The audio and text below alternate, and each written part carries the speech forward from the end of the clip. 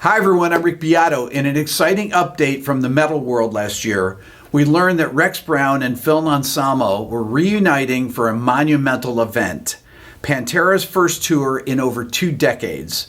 The legacy of the Abbott brothers will be honored with the immensely talented Zakk Wylde on guitar and Anthrax's Charlie Benante on drums. The band was touring through Atlanta last week and stopped by for a visit. Here's my interview. Guys, welcome. Hello, Rick in the house. Charlie, Rex, Good to be here, Zach.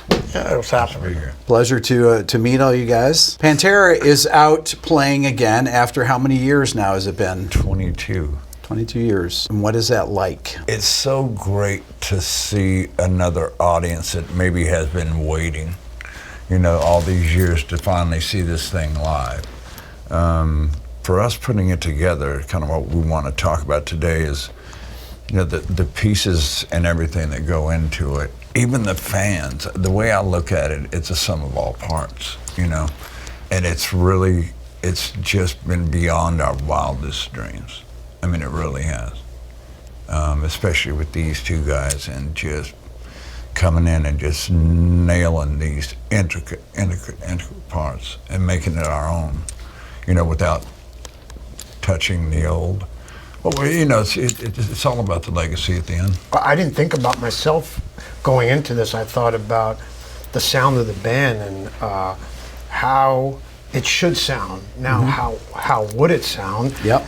Because if I was going to see them and I was sitting out there and the drummer did not sound like Vinny, Yep. I would have been pissed off. Okay. Right. So it had to be aggressive. I actually set it up like Vinny would set up the kit. I challenged myself because if I set it up the way I play in Anthrax, I may explore a little bit more. But with this, I'm limited to do exactly how he did it. There's a big ride with a big bell there that I don't play like that. Right. And he mentioned that earlier about that fucking ride. Yeah. But that is such a part of the sound.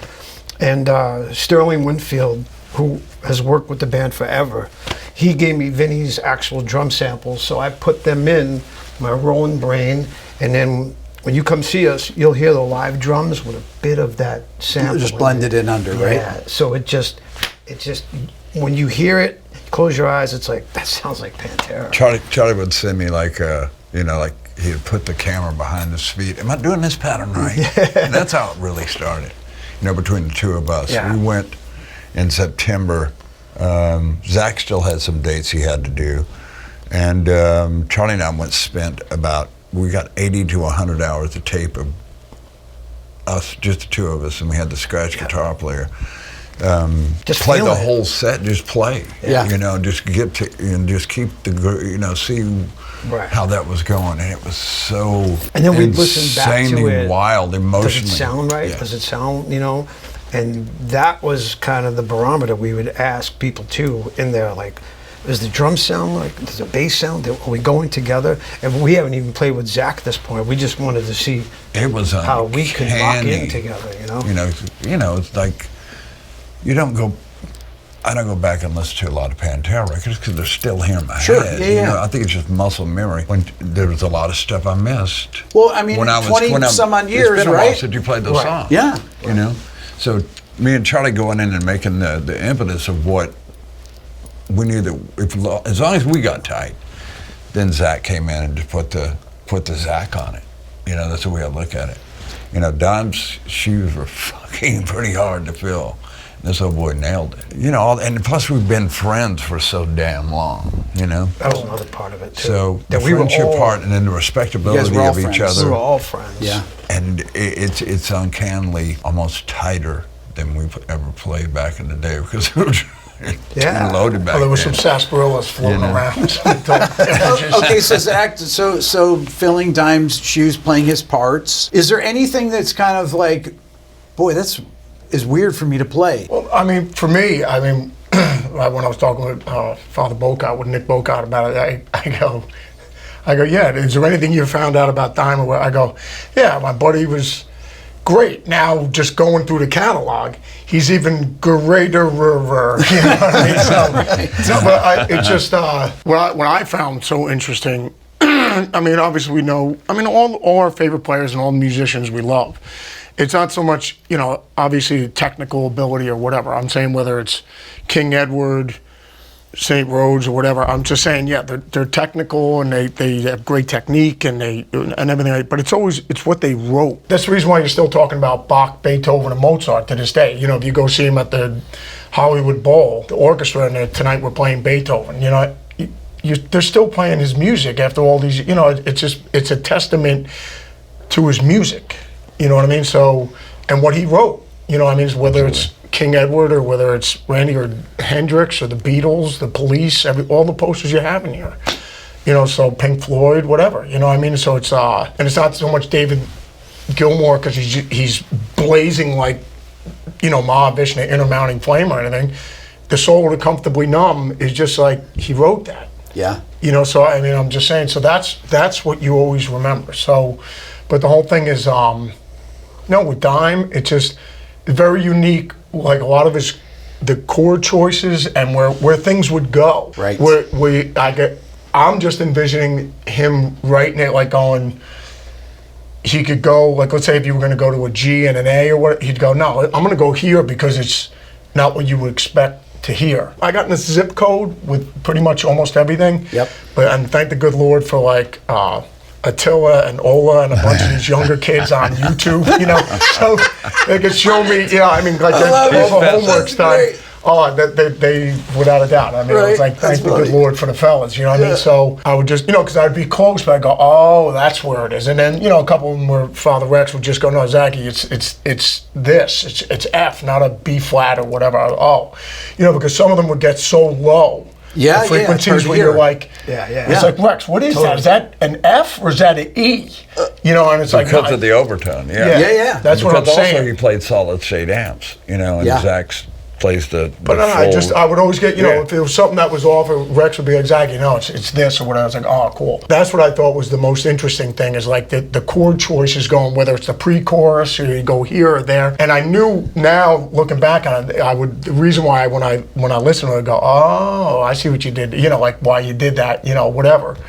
It's just because it was like, no, Zach, the other thing would just sound too typical, so that's why I put that in there, just so it's basically dissonant for the sake of the flavor of dissonance. You know what I mean? So it just sounds like, so you kind of like go, oh, what was that? You know what I mean? So, that's what I get when I'm listening to a lot of Dime's riffs, and just the chord choices that you guys made when you're going into pre-choruses or a chorus or like in Becoming or anything like that. Dun, dun, dun, dun. It's just like kind of goes completely to a different place where you would go, wow, that's really interesting. When you hear certain Beatles chord changes or certain Stones changes or whatever, or Sabbath or Zeppelin, all our favorite bands, where you just go, oh, wow, that's a really interesting change.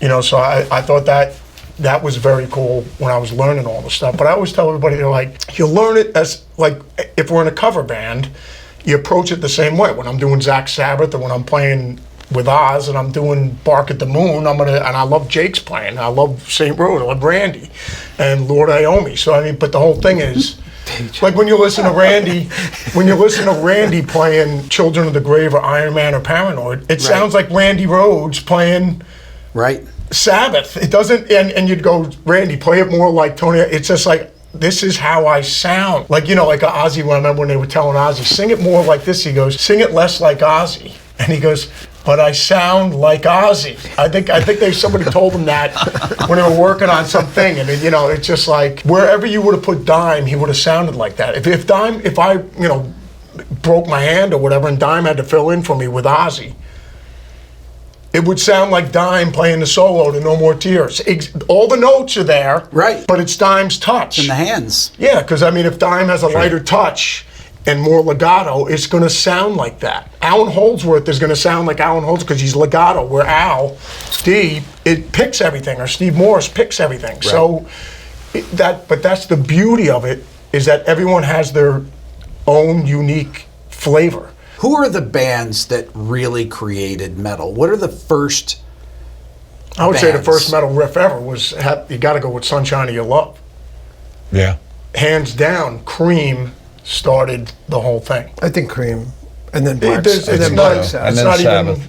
Okay, then where does it go though? Then it's a combination of what? What are the other? Then it goes to like I'd have to say, Queen had a lot of metal elements. They did. Brian May's playing is very thrash metal, if you will. Yeah. You know? But see, a lot of those cats that we're talking about, because I mean, to me, it just goes Cream, then you have Zeppelin, Sabbath. I mean, obviously Sabbath. So I mean, I'm saying, because to me, Tony Iommi, like Dime, I always put him in at the same table with Tony Iommi, as as opposed to not just because he's a great guitar player or whatever.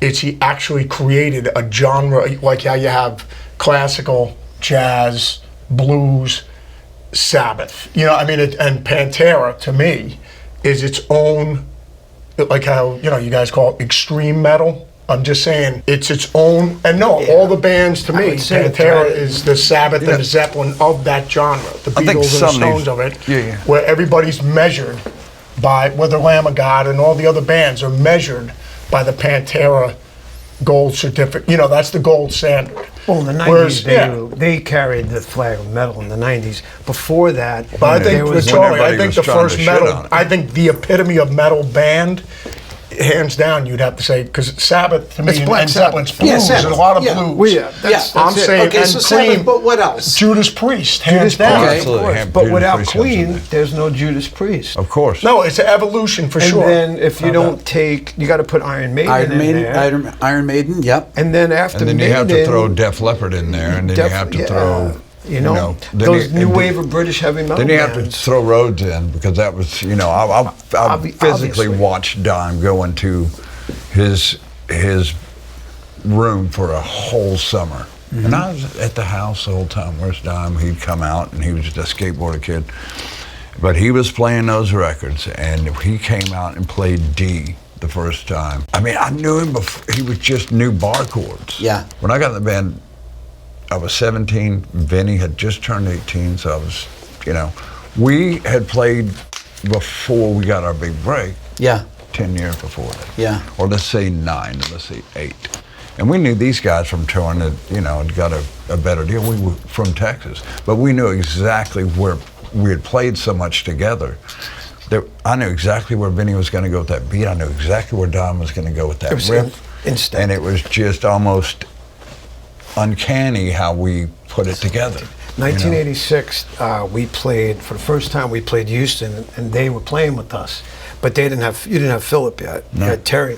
That's the night that we actually all really met and became friends after that. But going back to your question about how it came to this, I thought like in the 80s you had what they call the big four bands of Metallica, Anthrax, Slayer, Megadeth. Yep. That was pretty big in the 80s, and then it took it to the 90s. They came in the 90s. They were the flag of the 90s. They took, I think, the best of everything that came, and then that was Pantera. You know, that guitar tone, just rip your head off. You know, the songs And Philip's Philip's approach. And what he's doing now, which is just so insane. 22 years later, he's just nailing it, just like the fucking records. You know, it's since he's not here, I think that needs to be said. But Who called us the new Van Halen? the new Van Halen. Who said that? It was I don't know. someone from a band. We were at a festival. They said, "God, you guys sound like the new Van Halen." That's right. You know, Charlie loves that. I mean, the Van Halen aficionado over there. I love The Burt Sugar of Van Halen. Right. Let's just go talk about Eddie for a second, because I always love to bring up Eddie. Without Eddie Van Halen, how does guitar sound in the 80s? We were talking about like the evolution of guitar, which is always fun to talk about. You know, the evolution of everything, whether it's sports, you know, baseball, football, you know, and the recording. How we're talking about like with the recording of like Hendrix's records or the Beatles, and people go, "Man, imagine if they had Pro Tools." And I go, "Those records would not be as good." They would not be as good. No, because the whole thing is back then.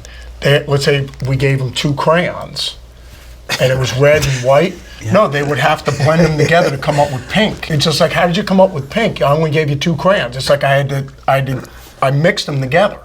Whereas back then when you have limited resources, you have to get creative. You have to get real damn It forces you to become creative. So what I'm saying is, they put a lot of the sounds that are on those records would have not existed if they didn't like, what happens if we play it backwards or we do this or that? I mean, just making it up as they're going along, or just let's try Out of this. necessity. Yes, because you don't have the resources. So you have to, when you really, we're looking at all our guitar heroes and everything like that. When you look at, you got Chuck Berry and Dwayne Eddy, the original guitar heroes, right? So it comes from them, and then you're going, they inspired Jimi Hendrix, Clapton, Beck, Page, Iommi, Brian May. I mean, all that class of guys. They interpreted and then they inspired King Edward, Randy Rhoads, George Lynch, and all, it was almost kind of even with the big three, where it went from England. 10 years later, it's Los Angeles with Eddie, Randy, and George are the big three. You know what I mean? As opposed to the big three in England. So I remember, and then Richie Blackmore and all the guys, and then Eddie and Randy inspired Yngwie, and I'm just saying the evolution of just the bench press getting bigger and bigger and bigger. You know what I mean? Because you're inspiring other people to bring out the best in themselves. You know what I mean? We talked about that before, whereas you didn't even think you had it in you. Isn't there an aspect of Van Halen that goes beyond guitar playing, though? The aesthetic that went along with Eddie Van Halen made his own guitar, like Brian May did. But he did it in such a way, it was kind of punk rock, Yeah. Nobody put shit on their guitars like that. It was him. But he was always chasing. Always chasing a sound. Well, I got to show you the punk rock band, the Dills. That guy had the tape on his guitar. Van Halen would come into the clubs and see it. You got to see this thing. And ask him about it. He goes, and he goes, when Van Halen would come in, we'd always go, oh, here come the hippies. I was watching the Sunset Sound, where they did the first couple Van Halen records. They have a YouTube channel, and they don't just have the multi-tracks, they have the multi-mics of Eddie's guitar sounds. Right. And they had something recently they put out that was the drum mic from Eruption. It was Alex's overheads recording Eruption, and it's just one performance, and it's perfect. Everything about that performance of Eruption, it's one take. And he just played it with no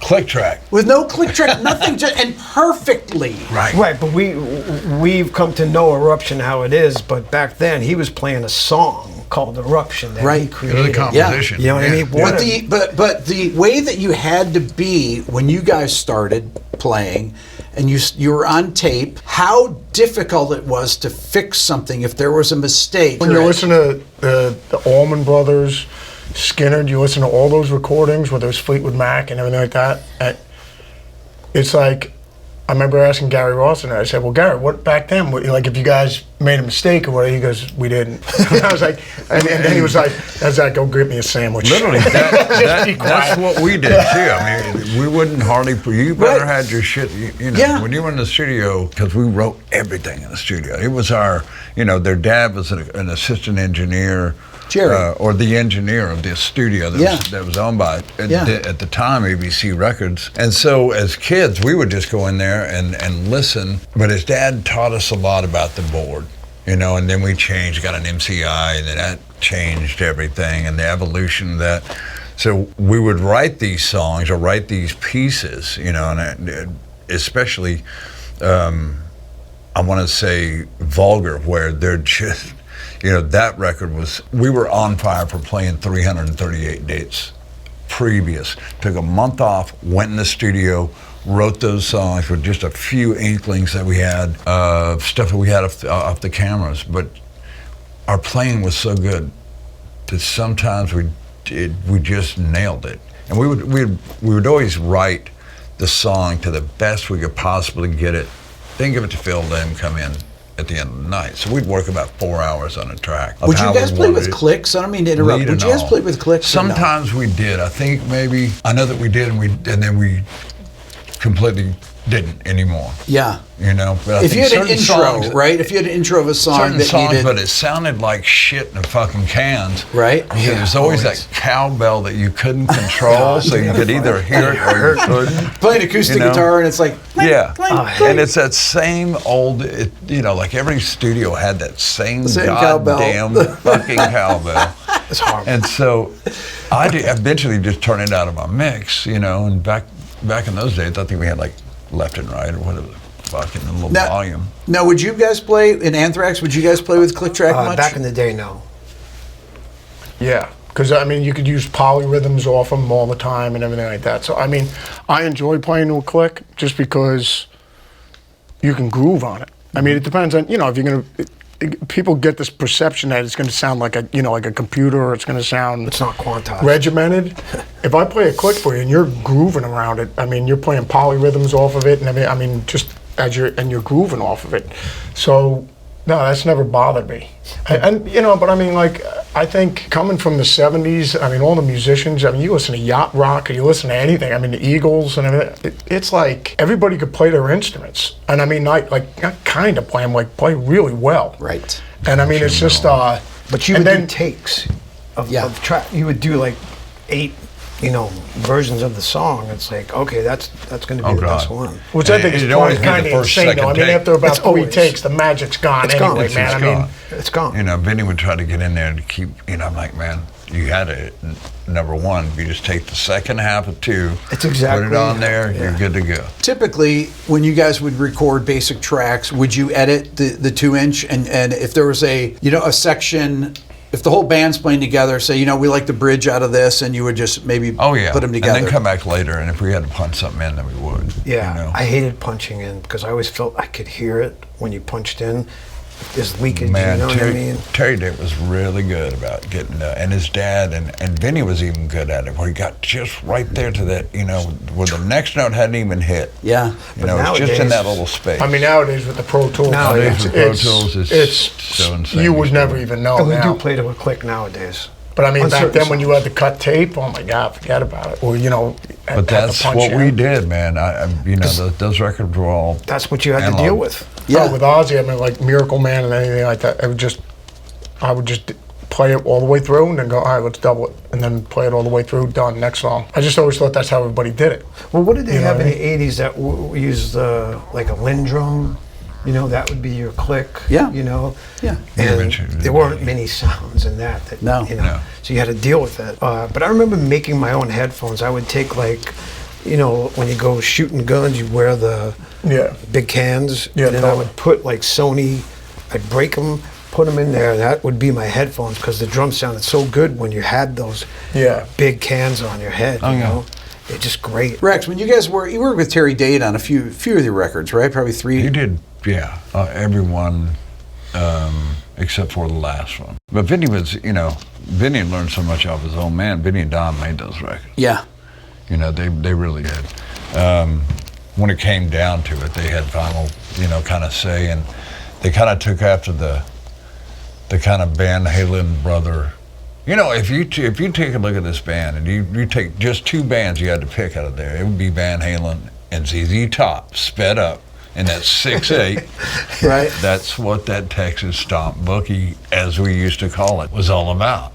That's because it was all over Texas at the time. ZZ Top, you got to throw them in there somewhere, fellas, because 100%. They influenced more in those first couple of records than for us, because as a region of Texas, it's a big ass state. Yeah, you can tour, you can tour for years in right. Texas. When I first heard that, I was driving my bicycle. I was about 8 years old, and I heard LaGrange on freaking, and something happened. I lost my mind. Grew a beard. Grew a beard and started playing bass. No, there's nothing like Tres Hombres, and there never will be. Right. There's just song after song after song. That's just the most masterful record I have in my collection. You mentioned their records, and to this day, I love the sound of their records, especially Vulgar Display and Far Beyond. When you put those records on, man, it just rips your head off, and a lot of that is Vinny. Oh yeah. The EQ, because how do you take Dime's guitar, that woof? The Bonzo kick drum is not going to work. It's never going to work. That's why it's so clicky. Yeah. But it was so hard to get the bass in there. Yeah. It was so hard. We would just keep it where it was audible enough to keep the low end of that guitar going. But you hear me take off on runs and stuff like that. Yeah. But it loses the bottom of it. But that was part of the Van Halen kind of trip, you know. Right. But I still hear a good amount of bass, and you feel it too on those records. When you guys would come out with new records, so you guys were all friends and everything, would you send the records out to people? We sent cassettes out beforehand. Hey, here's our new record. Time played on 3 of our records, you know. He played guitar on 3 of our records, and that was so great. But like I said, we knew each other, you know. But I met Zakk on his first tour with Ozzy. Yeah, we were opening for Ozzy. Totally. The first memory I had a bicycle out with us, and I was riding it around the arena. And he was up there playing Hotel California. Nice. And I stopped my bike and just listened to Zakk play Hotel California, and it was Did awesome. you have the 1275 out? Yes, of course. Don Felder, bro. No for nothing. We first met each other on that No Rest for the Wicked, and you guys had, what was it, State of Euphoria? State of Euphoria, yeah. So, yeah, that was a great time, man. It was awesome. And we weren't far behind those fellas. Yeah. It just took us forever to get out of Texas, man. You know how that works. It was right time, your right first place, deals with major labels and all that kind of crap, and then when you You finally guys just signed, what, 1990, something like that? Or signed in 89 to ACO. 1989, yeah. Of course, the Time Warner umbrella. But you guys were together since 81? Oh, since 83? 82, actually. 82, yeah. Did you think, But you know, we're never going to get never we gonna had get to play a signed? lot of cover tunes, but man, you got to think I was only 17 when we started. Yeah. You know, so even though we didn't have a record deal, I think by playing all those cover tunes, it made us tighter. Yeah. You know, sometimes Hell we yeah. would have to play fucking 5 sets a night, and I was holding down 2 jobs at the time, or whatever it took, man, working at Photomat. I mean, we were talking about, like, you know, like having to didn't- get a record deal back then, right? You know, Oh, like how Jesus. things have evolved to where they're at, where us sitting here right now. Right. Like with social media and everything, well, you know, kids, there'll never be another Appetite for Destruction or Black Album or whatever, you know, because between streaming and everything, you know, because nobody's going out and buying a physical, you know, like not like that anymore, where there's like, you sell 30 million records or whatever, right? And I go, yeah, but back when we were 17, 18 years old, like if you didn't get a record deal by the time you're 30 years old, the dream is over. Yeah. Whereas like now, if we were 17, Pantera, you guys would be on social media, whatever, and let's say you guys were from Birmingham, England, we'd be, me and Troy would be like, man, you gotta check out this band Pantera from Birmingham. They're like really That awesome. was part of the process, yeah. So now we're finding out about these bands Right. that you would never know. Thank God there's Instagram or Facebook or Twitter. And so I'm just saying, you can be your own boss, build your own mom and pop shop, make your own merchandise, create and be the boss of the whole thing, as opposed. And you know, I never got the whole thing like, you know, what everybody used to be. Oh, the record company, it's us first. That's just a load of garbage. The bottom line is we're Anthrax Records. We're going to invest in any band. That's because we believe in you to succeed. We want you to succeed. So if Father Rick can buy, you know, another SG, or we can get another Marshall. You know, I'm just saying, or, you know, we got some kitchen cabinets we have to rebuild now. But what I'm just saying is, I always used to laugh whenever we was, the record company screwed us. Or I go, the record company wants you to succeed. What are you talking about? Right. They want you to succeed because that means you're making us money. The gatekeepers in the past were the A&R people. Sometimes they were producers that would sign bands to production deals. Right. Sometimes they were radio programmers in certain cities that would take a chance on a band. Even a band that was signed that no one would play their single, and then somebody got behind it in one city, and then it took off from there. That's many stories of that, Many right? stories about that. And so the gatekeeper, there were Bon many Jovi different... or whatever, right? I remember John talking about MTV. that. You got MTV, if you got a single on there that just took off, a video that took off I there. mean, look what it did for bands or artists. MTV made millions of dollars for record companies and artists. When that stopped, the revenue stopped. Right. And then things went haywire, you know? And I'm so glad we weren't an MTV band. no. We were all word of mouth, and that's what it was. And it took those first 2 But it did tours help. of sitting out there. Didn't matter if you were sick or not, or just having a good time. We signed autographs till 5 in the morning. See, That was the main key. my problem with the music business now is there's no balance Like the genre of music that we play has now been pushed down so much. They don't really give it a chance anymore, you know. But yet you come and see us. Where are these people coming? These We, fans we play with Metallica, and there's like 80,000 people, 90,000 but people. look at it back when we were kids.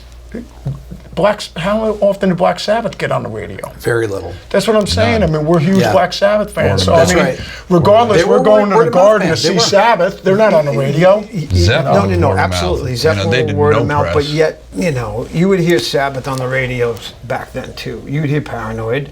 Yeah, you would. Yeah, You know. but it wasn't like. But it's not like now. You're hearing Fleetwood Mac Yeah. more than you're hearing Black Sabbath 100%. and the Eagles. You're hearing yeah. more. You know what I mean? So But I'm just saying, nowadays it's really hard for a band to kind of break out. It is. I guess, but I still think If you have the song. if you have the work ethic of Doom and you're constantly working, just like how you put this channel together. I'm just saying you're constantly putting it together, putting content together, putting everything together. These younger kids, like if we were 18 years old and Pantera's a baby band, as long as it's the same work ethic that you had back when you guys opened for Skid Row and everything like that. You're out there signing till 5 a.m, meeting everybody, and then you go to the next town, you know, and it's basically Maytag repairman kind of mentality, where you're going door to door to door to door, and hopefully people enjoy the band.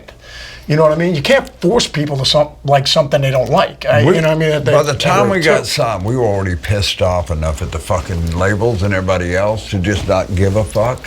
Because we weren't going to get that. You know, we weren't shooting to be a fucking radio band. We weren't shooting to be anything else but what turned us on. Well, I remember Nuno. Hey man, can you imagine playing this for so-and-so? You still had different you still had many outlets. Nuno was saying, you know, I mean, we had Nuno on the show, but Father Nuno was saying that, he goes, Zakk, before More Than Words took off, he goes, they wanted to can the record and go, we need you to go back in and work on another record. He goes, Zakk, we're playing this song live, everyone's singing.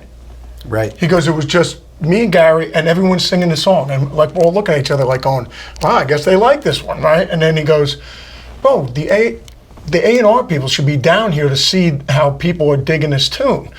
And he said, and they're doing it, and they're like, no, Rex, you got to go in and make another Pantera record. Or whatever. And you're like, yeah, but Zakk, everyone's digging this Walk song. You got to see the crowd, man. They're going nuts. And it's just like... Done right. And no, they don't know.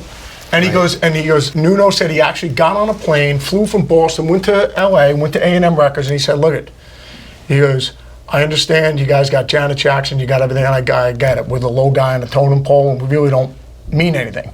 But for us, this is all we got. We don't have eggs in another basket. We have one egg in the basket, and this is it.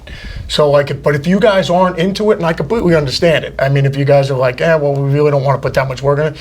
He goes, we'll just take our stuff and leave. After that conversation, then they started putting a little bit of effort into it. They Then it tested became it on 2 different stations. And then it after started that. taking off. And it then took all off of a on sudden, both. then Nuno said the best thing was this, though.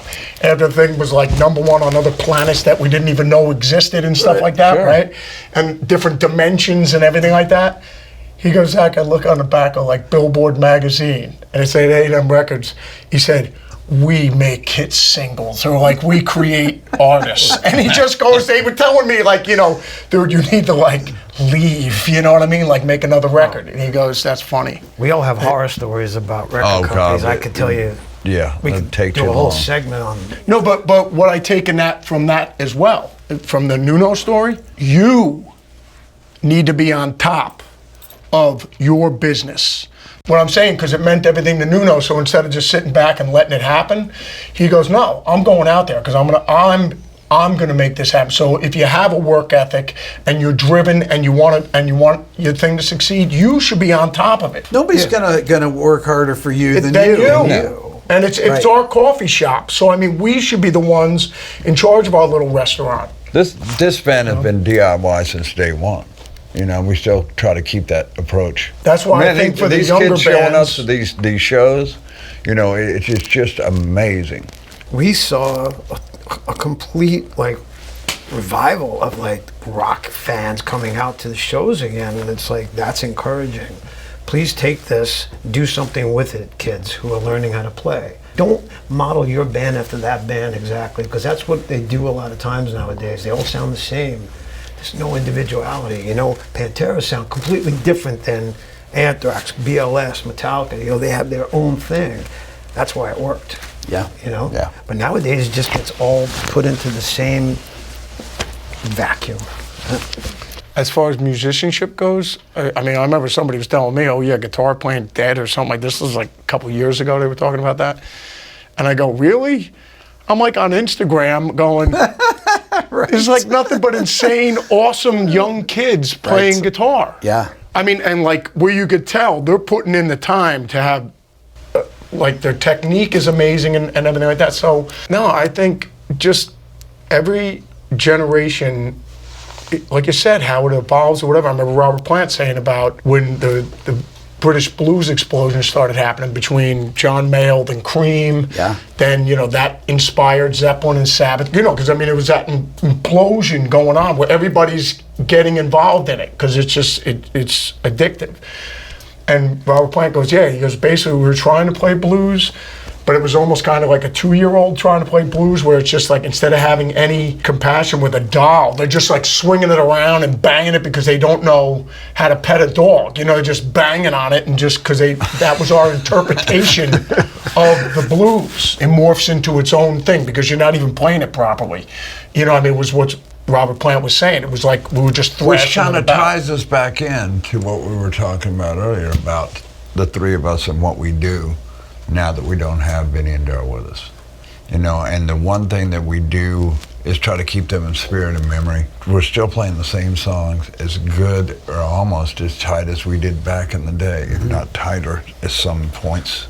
And the crowd gets it, you know?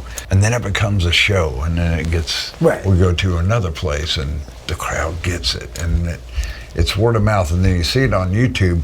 I don't think the stuff on YouTube, you need to come see the show. Yeah. You know That's what I mean? the Because it's a thing. totally different thing. When we you played see the- us with Metallica, it's a totally different thing because it's their Totally stage. different. But we go out there and just have the best times of our lives because when's the next time you're going to get to play on a spaceship stage? You know? It's a little It is different pretty awesome. for us It to do. is just awesome. You But know? we did the first show in Mexico City in December, and dude, I was a nervous wreck. And it was like 53 degrees. Remember, it was Right, it's freezing. freaking cold. And, Wow. Oh, it was cold. And I remember taking 2 shots that night of a black tea just to calm myself down because I was so anxious.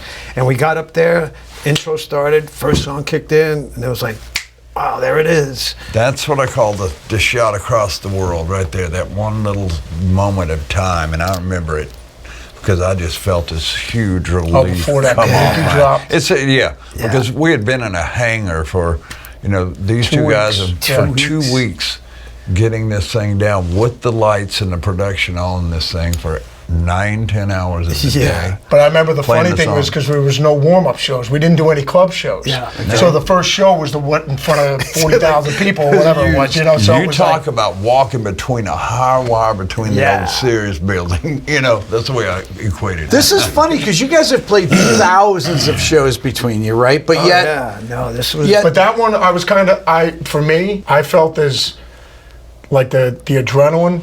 Kind of like my first Ozzy show that I did in an arena. Yeah. You know, like when I was like 20 years old. So I mean, it was like for me, I was just like, wow, this is pretty insane. This is the first time people are going to see it, and then it's going to be everywhere after tonight. So Right. if we don't perform, bring it, Right. it's going to be like, oh, I saw it. It wasn't so good, you know. So we were all, and like I said, I had 100 things going through my head. I don't want to play this too fast. I want to catch that groove as if I'm riding a surfboard. You know what I mean? And we did, and it paid off. And it was great. After that show, it was like, I mean, right before the Kabuki dropped, what was going through my mind, I was just like, I hope my fishnets match my rouge and my guitar. playing these shows down in South America like that, I mean, what is the difference in the audiences? Is that a different? They'll light their hair on fire. You know what I'm saying? That's the way I look at it's South the America. best place. I don't mean to knock any other territory, but when you go down to South America, the audience is there. The best is when any of my friends go, man, The audience was lame. They were just sitting there with their phones. I go, hey, Frank, let me ask you something. If we go see Zeppelin tomorrow, back when we were 15, and Jimmy Page was playing with his violin, so, you know, with the violin bow, we'd be filming it, right? Well, yeah. I go, that's the end of the conversation. I just laugh. I go like this. I go, we'd be doing the same thing. Right. I go, just because we're not beating the shit out of each other doesn't mean we're not enjoying the show. I go, when I've seen the Allman Brothers, we're having a great time. Just because a bunch of our friends aren't knocking each other's teeth out doesn't mean we're not having a good time. Now, do you think it's weird, though, when you see people filming you guys instead of watching the show? Is no, that but weird? they're watching the show, they're filming it. Like if But we're we watching also have, Zeppelin, you know- that doesn't bother me at all. I couldn't care less. I mean, to me, it doesn't mean that they didn't have a good time. It's just you have different crowds for different things. Other crowds are just, it's Moss City, and they're really involved in the show. And other people are like, oh, wow, you didn't like the show? It's like, no, we had a great time. There's just so much going on. You know, between I think the stage it's- set and also the screens, you know.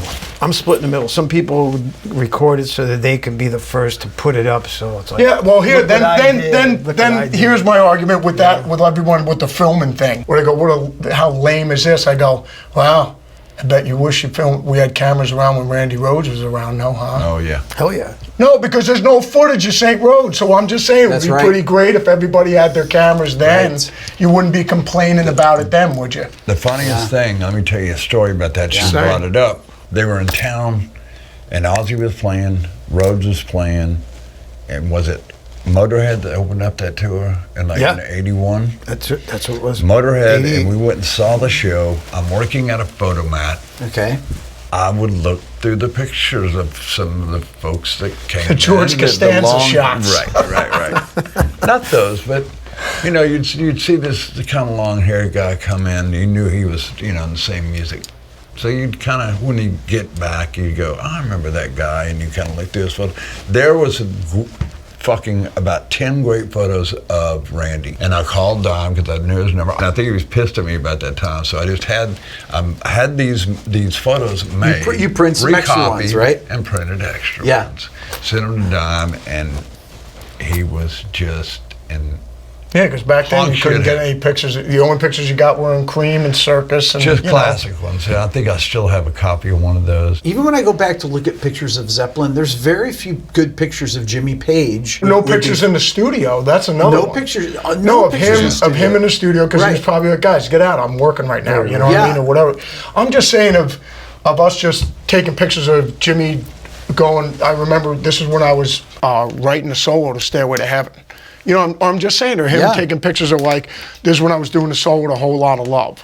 You know what I mean? Of just pictures of him in the studio. But then I've never again, seen- there's no pictures of King Edward in the studio. There's that clip of that footage of those guys listening to Eruption, Yeah. you know, at Sound City, or Yeah. or Sound Studios, or Yeah. whatever it is, you know, and showing a room where Eddie recorded his guitars, which is always great because It's cool. They had a picture. They did have one picture of the setup through the window. Yeah. where you could Right, see him. to the amps. Yeah. But The but it's like weird, like of just Ed sitting down, like recording the intro to hear about it later or something. You know what I mean? Somebody taking a picture and Ed going, "Oh yeah, this is when I was recording the intro for that." There's no pictures of that. But or is talking amazing. about That even shit's getting beyond to my talking league. about live performances and lip syncing and all this other stuff. You know, Yeah. everybody gets in a hoopla about. We went down to go see Madonna. I guess this was like a same place that she had played when like a Virgin when she started exploding. So she was just doing like these warm-up gigs, and it was like, you know, 2,000, 3,000 seater or whatever theater. So we're up in the top, they had champagne for everybody and everything. We're all watching the show, and I'm like, we're watching it, like the four of us, and I'm like going, the sound is absolutely spot on. Just absolutely Sounds exactly like the record. amazing. All I know is everybody in there, all 3,000 Had a people were great having a time. Had a blast good time. and watching That's the it. dancing and I'm just like looking, going, Greg, is anyone even playing? Is there any need for two guitar players up there? You know, and we're just watching it. We're just like laughing, and like Bill comes over, he goes, "It's interesting how the other half lives, right?" But you ask anyone that came out of that place and go, "Did you enjoy the show?" You know, they're Madonna fans, and they're like, "It was the best. The dancing was amazing." I go, "There you go. That's all that matters." And I'm not going to piss on your parade. If you had a good time, I couldn't care less because I know when I go to see the Allman Brothers, I know it's a live show. And if Greg's voice is a little off that night because he's sick or whatever, it's like, real. well, it's live. Like with us, like somebody, if they said, "Oh, you guys aren't playing the backing tracks or anything," I go, well, "Why do we need?" It's just like, Yeah, I don't understand just that. play the songs. Like if we're playing Iron Man, just play it. Like you can't play it. I mean, I'm just saying. Then what are you doing up there? I mean, for our mentality. But as far as anybody else, like Milli Vanilli, I couldn't care less. It's just like people. You ask anyone that's coming out of that show. It's like, did you have a good time? I Had a mean, great honestly, time. it's funny because I made backing tracks for bands for years, right? And then they'd be like, "Hey, can you make backing tracks and leave out this part, leave out this?" And I was like, "Yeah, no problem." And I go see shows, and people are like, "Were they playing with tracks?" I'm like, "I don't know. I don't pay attention to that. It's like I just listen to it if it sounds good. I don't care if people are playing with tracks or not." I agree with you, Zakk. It's like, do you enjoy the show or not? That's all that matters. I mean, like, put it this way: I'm going to take the kids to go see Ice Capades. It's Barney, fucking rock and roll, for fuck's it's sake. you guys under the costumes with, you guys that performed the songs and you sang it. Fuck the costume. I didn't But even know obviously we we're playing ice to skated. tape. It's coming through the PA. Yeah. And I'm going to go, you know that guy ain't singing live under there. You know what I mean? It's like... What's for funny different though, folks, the musicians, you guys don't care if you see somebody. Yeah, so you don't need to play with backing tracks or anything. But if somebody's playing with backing tracks, you don't care. You just That's what I'm saying. It's there's something for No, everybody, somebody in man. our genre does it. We've seen that happen before, and it's a shit show. And it is something to talk about Have a for tra- about 5 minutes, and Right. then I get over it. Because my whole thing is it doesn't affect me or us in any way. Put it this way, if you want to videotape the show, great, and you're having a great time. Yeah. If you want to knock your buddy's teeth out while we're playing, have at it. Get But it. I mean, I'm Whatever just saying, it if you takes. want to go see a band with backtrack, have it. Did you have a great time? We had a great time. It's like I couldn't care less, man. I'm going to go through each of you. I'm going to ask you a performance of a person, like a drum. What's a drum song that really changed what you do? That's heavy. I mean, there's so many. I would say. Okay, if you had to pick just 10. No. If you had to pick one. Right now, the only thing that comes to my mind, because you just asked it, would be "Won't Get Fooled Again." Okay. Okay, there was Keith Moon's performance in that song, where it's like we talk about air drumming. Yeah. That's up there. Yeah. Sometimes you'd go see a show and the band would purposely play that song during the intermission, Yeah. and it comes on, and as soon as that part comes on, you see people, playing the Yeah, drum. without a doubt. But that was one drummer to me back when I was growing up. That was like Keith Moon, Is there anyone that could ever really not play a backbeat like Keith Moon and No. make it work with the song? No, Keith How was. did he do that? Keith was his own. How did he do The that? push and the The pull. best was He's the Pete greatest. was the one holding down the fort the whole time in Right. that band. Between John Entwistle The others were trying shredding to all keep over up. the place, Keith Yeah. just all over the place. There's not even a drum beat. It's just one massive drum solo the whole time, which is amazing. It is amazing. But if you listen to, especially live at Leeds, his playing on that record Yeah. is awesome. I mean, Amazing. His double kick stuff that people don't even realize he's doing it. Yeah. But I guess it was a challenge for Entwistle and Townsend to play with him. But I guess they enjoyed that, Yeah. the tension, playing with him. Okay, Rex. what's- It would have to be Gene Simmons' solo record. No, I'm joking. Wow, for a minute there, I was like, Is he really going to go there? I think for me, man, I've said this so many times. My grandmother played the fucking piano for the silent movies.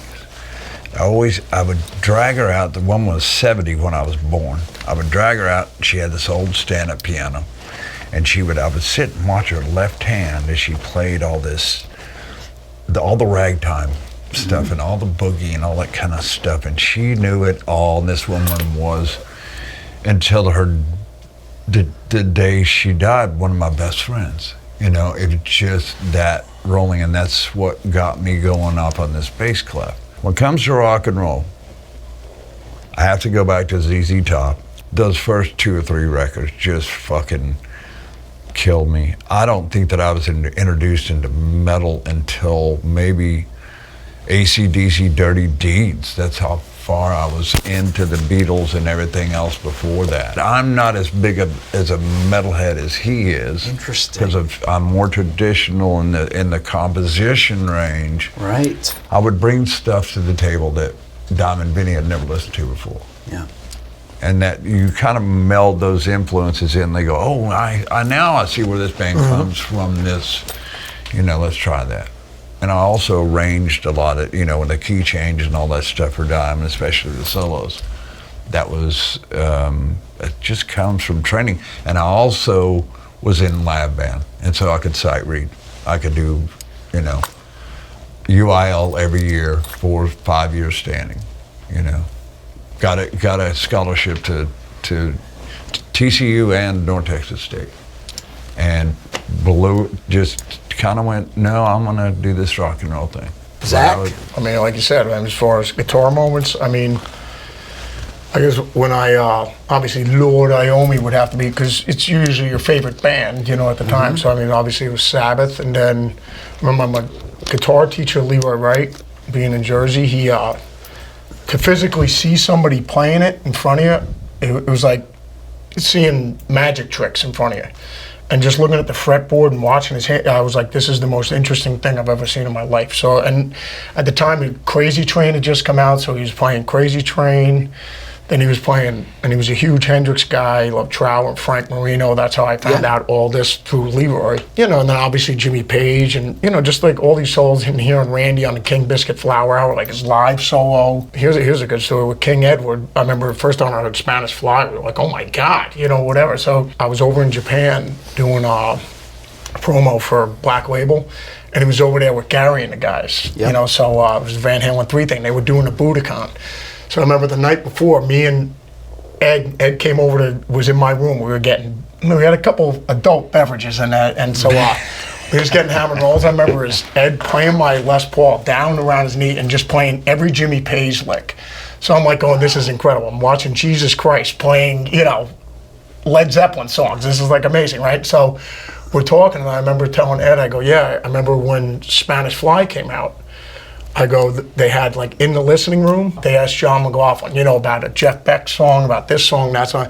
And Spanish Fly was one of the things that he listened to. And he goes, who is this? This guy's like probably one of the best flamenco guitar players I've ever heard in my life. He's like, and like Ed, while he was playing, just stopped. He goes, John McLaughlin said that about me?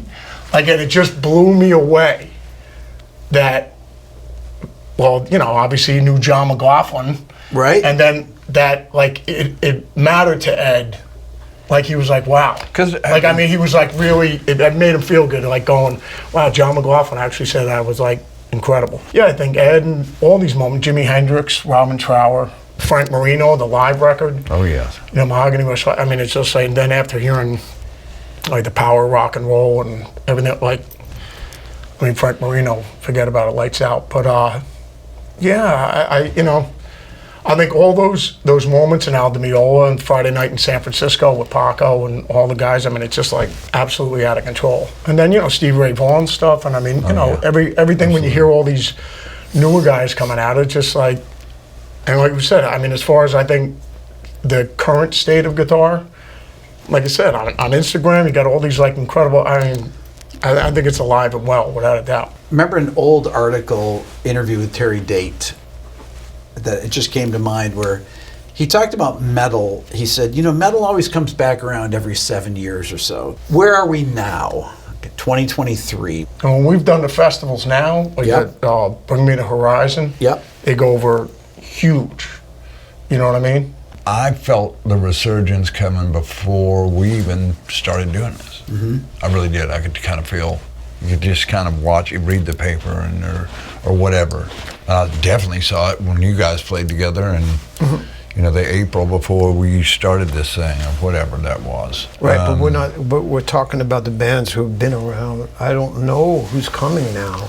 You think it matters to kids, though? Look at Master of Puppets, because of Stranger Things. Exactly. Sure. When I was talking to my 10-year-old, and I said, I'm interviewing one of the guys from Metallica. She's like, I don't know who that is. And all of a sudden, I put on Master of Puppets. Oh yeah. Sabbath is 11. He loves the Doors. Mm-hmm. He loves the Stones. He loves the Beatles. Sabbath, Zeppelin. Mm-hmm. Like, he knows. And I never pushed it on him or anything. He's like, about how many amazing hit songs Bob Dylan has, everything, like he knows all about it. And not only that, you have the YouTube, almost like, remember how we had pop-up video? And it would give you, they would play the artist, and it would tell you like little clues about the artist and this and that and yada yada. He could rattle off information. I could play songs by tons of bands. Like I'd play the Cars, and he would know immediately. I go, Sabbath, who is this? He goes, it's the Cars, Dad. And he knows.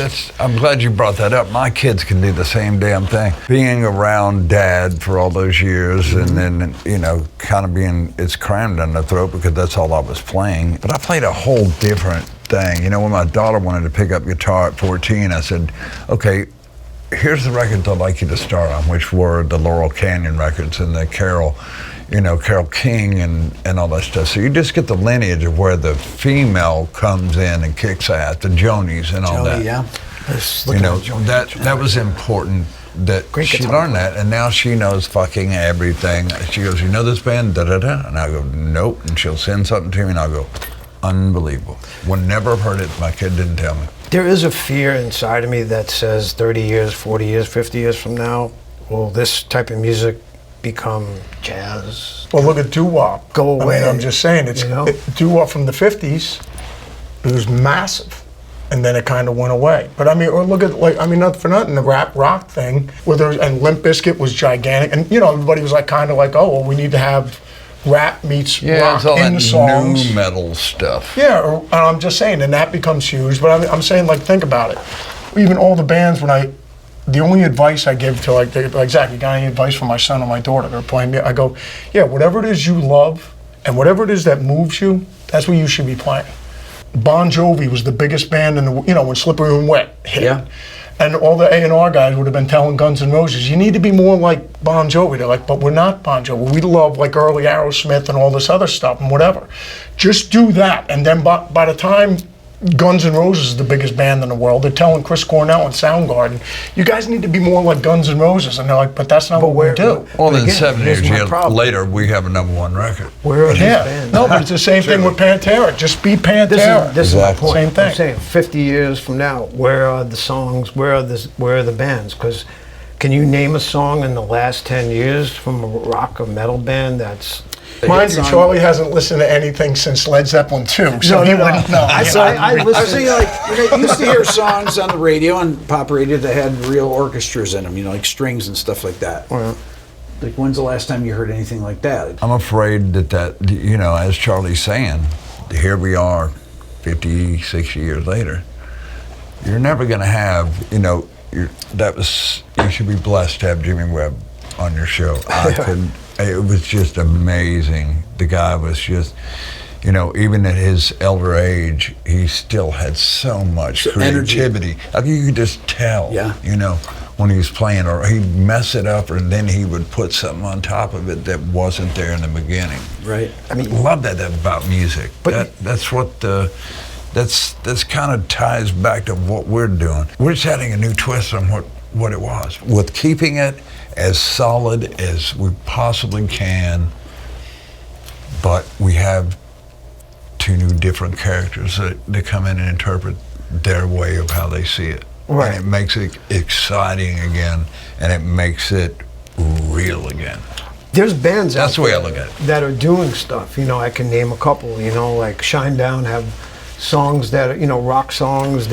But I'm just saying, as far as a whole, the last thing for me was the grunge stuff. Mm-hmm. Those were fucking bands making songs, not just making a sound.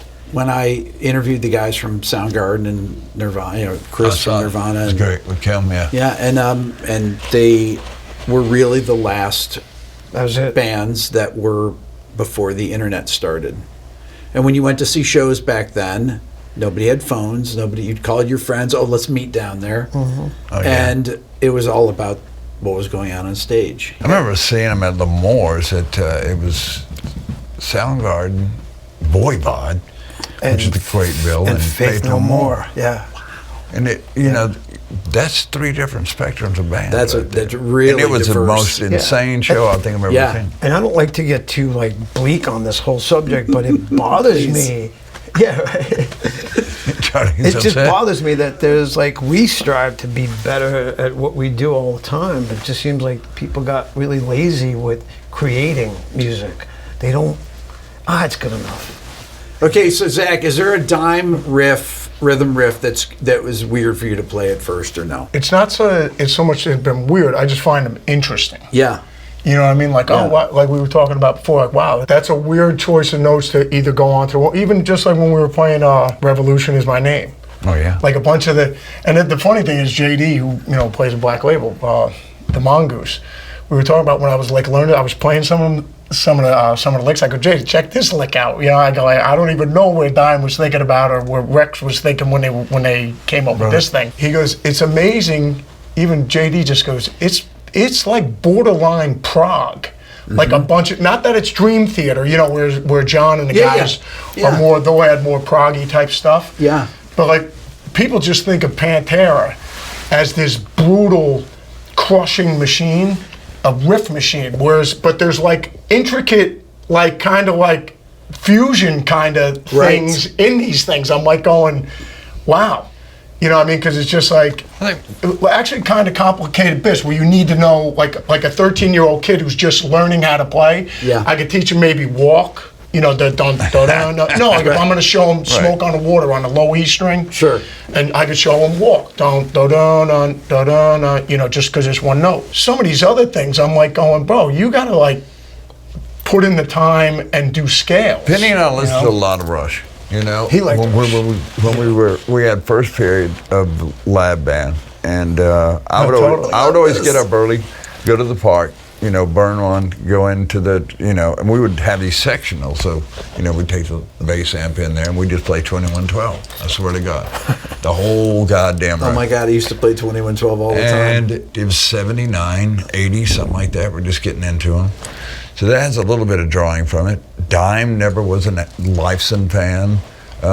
When we went out to make that last record, we wanted to make it full of nothing but anthems. I think that record kind of gets overlooked a little bit because it was our last one and the whole swan song of the fucking thing, and fuck that if you just go listen to the record. And it took me forever to go back and listen to those records after Dime was taken from us. This is really where everything started. Philip and I, we were putting that out after the 20-year anniversary, and we got Terry to to remix it and remaster it, and that's where we had these conversations about what we wanted things to sound like in the start of the legacy and where do we want to take this and play it again live. Can we do it?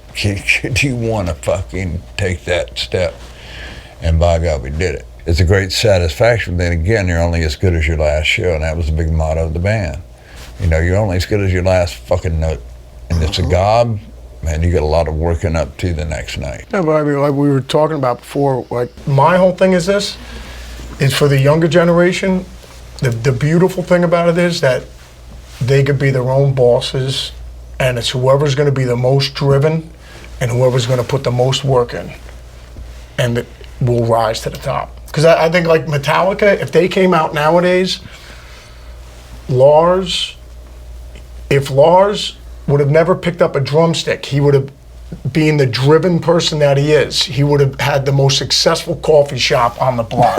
Right. No, just because he's like, Zakk, I refuse to be sitting in a room with 5 of my frat buddy friends. I want to have my own apartment. What I'm just saying is, you're either driven or you're not. Or you're not. And it's just the truth, man. Pantera would have been successful if they would have came out today. Well, Anthrax would have been but like Charlie, Anthrax would have been successful as well because you guys were playing at L'Amour's and everything like that. You were like, we're going to will this thing to become successful. I mean, Jimmy Page, he willed that band to become successful because I mean, here he is in the studio the whole time.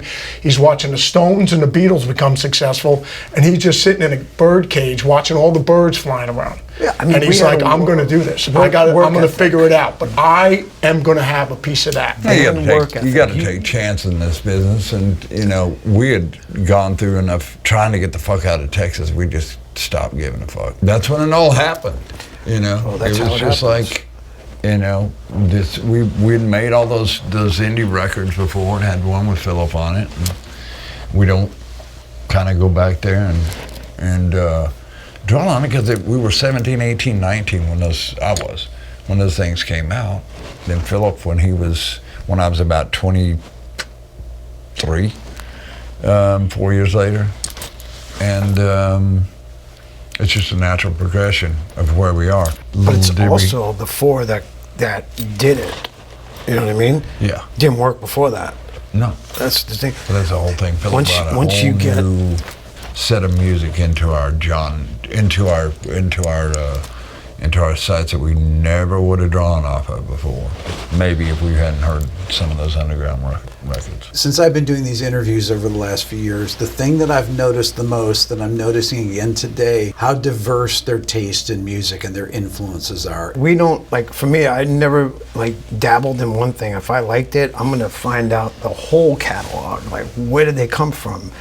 Where did it stop? You know, that type of thing. Would you say it's that all of your peers, that's pretty much the case? Because, I mean, literally everyone that I've interviewed, I'm blown away by how diverse their musical tastes are. And maybe that's what makes people that are successful artists. I think it goes, like, if we're out in the middle of the ocean, it's pitch black out, and then, like me and Joey were talking about it the other day, and, like, the lighthouse is Eddie Van Halen. You know, it's like, let's go that way, because there's got to be land over that way. So then we'll just start rowing towards the light, which is, if it's Eddie Van Halen. Then when we get there, then you find out what inspired Eddie Van Halen. Then you find Alex out about gets Eric the Clapton. boat, and Michael's there to tie it off, and fucking Dave's around, because without those other three guys, Eddie wouldn't have been who he was, though, because Dave led it to where it was. So it all, you know what I mean? the same thing with the original Pantera. We were four totally different individuals, had all different kind of tastes, but we never stepped on each other's toes when it became, music was on.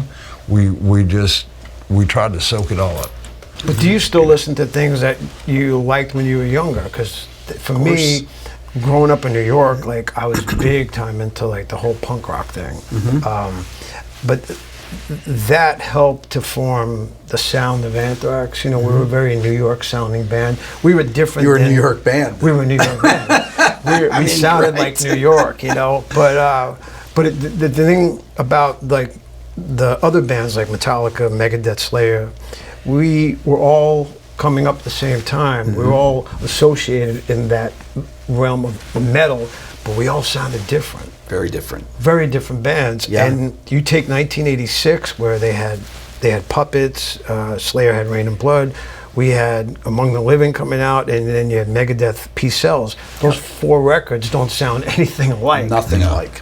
And that's the beauty of each one of those bands, individuals doing this, you know? Right. That's my point about the whole state of metal nowadays.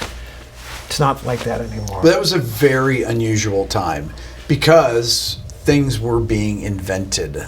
That was one of the benefits of people in early rock and roll, you know, from Chuck Berry on, you get to the Beatles and the Stones. I mean, they were inventing the language of rock and roll, and Jimi Hendrix and Black Sabbath. Well, I think you also have this. You don't have to reinvent the wheel.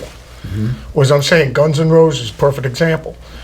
All right, you could go like this. You go, yeah, but it sounds like early Aerosmith and this and that. And I go with more octane and more muscle, you know, like kind of an attitude. And a very different voice. But what they did is, how good could it be? It's just another cheeseburger. If it's done well, that's exactly. Then that's it. As long as it's done well, you wrapped it differently. That's what I'm saying. I mean, like, put it this way: the Black Crowes. Yeah, it's the Stones meets Humble Pie meets Allman Brothers, and there's you put that all in a blender, and here's your Black Crowes drink, and you listen, you drink, you go, wow, this talks to angels. This is like amazing. I'm just saying, like, you listen to the Crowes, in that soup, I can taste everything where it's coming from. Van Halen.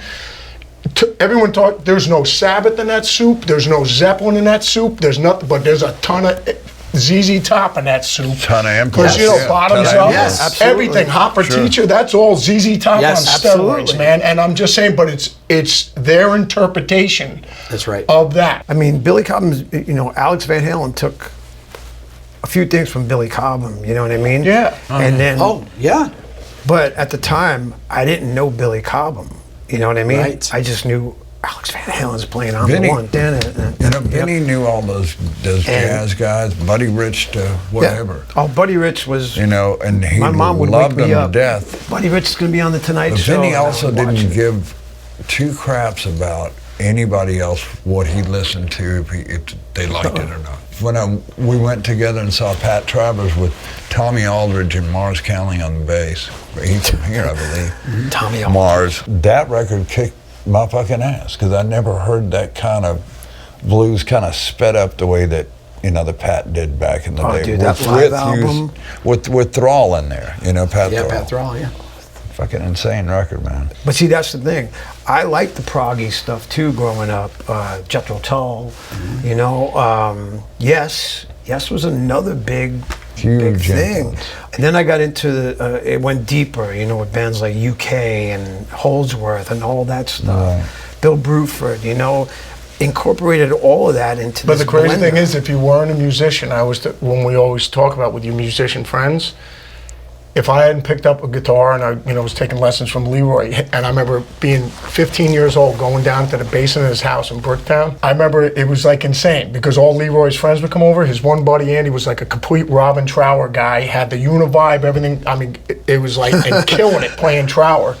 His one buddy Jim Nivison could play the whole Intermounting Flame record, and then they were playing Dixie Dregs, like industry standard stuff. And I mean, it was just absolutely mind blowing seeing this quality of musicianship when I was like 15 years old, just to see it in person. Yeah. And this was all his friends, Right. That were just as, and that's how I learned about Frank Marino and Robin Trower, and then the Dixie Dregs. I would have never learned about Steve Morse and all these T. Lavitz and all these guys and Rod Morgenstein, and if it wasn't for Right, this. so you were a Morgenstein, sponge, right. just absorbing all this stuff that they were doing. Whereas other people had a cover band where they're playing like the Knack or whatever. These guys are sitting here playing Mahavishnu, the love whole the first Knack. side of Intermounting. Well, you just happen to be, fortunate to have lived there and took lessons with Yeah, it was just like Leroy and all his friends. It was just like in his bass where here comes Rex coming down here, playing all this Stanley Clark stuff. It's one of those things with music when insane. you play it.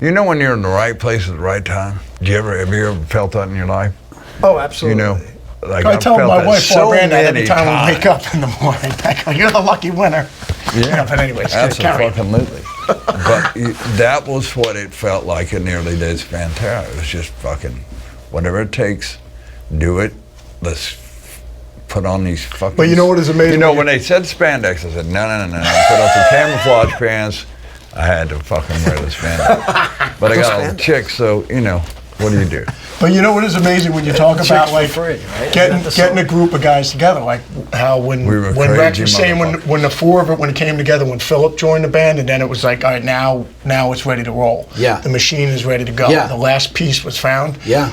Like when you look at when we're us all being fans, like Sabbath and Zeppelin. If you took Bill Ward out and put him in Zeppelin and put John Bonham in Sabbath, we have a completely different band now. Or if you took Ozzy and put him in Zeppelin and Robert Plant in Black Sabbath, it's a completely different band. Love the one you're with, Zach. Love the one. Well, they're going to be able to do that, Zach, with AI here pretty soon. You'll have Robert Plant singing for. But I mean, mind you, I mean, we play the mashup every day before Black Label goes on. We play the Sabbath Zeppelin mashup, the Whole Lot of Love with Ozzy, singing and everything like that, and then Robert Plant coming in. I mean, it's like the greatest thing ever. I mean, it's just like awesome. It is crazy.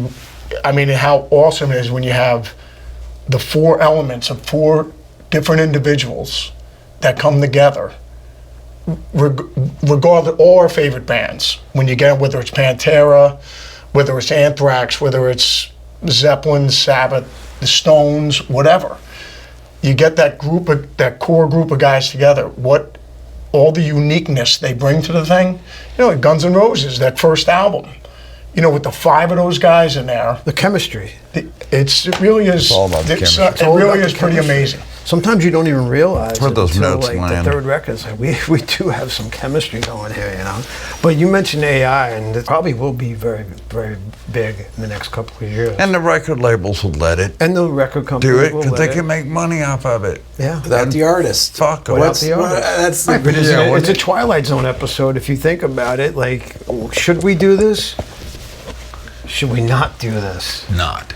It is a weird thing. Well, I mean, I'm just saying, like the AI thing. It's just kind of become I music. mean, like the though, bro. mashup things, I think are hilarious. You know what I mean? When you take I love this. We love take a cool lick or a famous song, and where they jump or whatever, and then you combine two different songs in there. Or, There's been some great Pantera. But I mean, mashups. yeah, they do them with everybody. It's like hilarious, man. But I just think no matter what, you get a real band.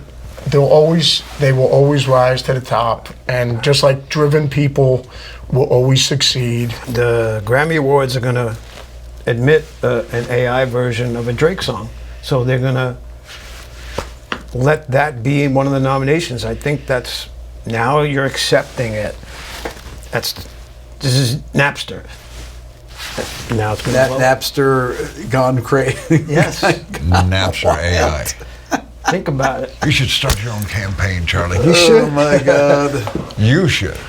Like, put it this way, like if we were talking about backing tracks and lip syncing and the Milli Vanillis in it, you'll still have this young band coming up called the Allman Brothers that just crushes it every night on stage, and Greg Allman's singing his ass off. So you will never. You'll never replace that. Will never go away. You'll never replace live music.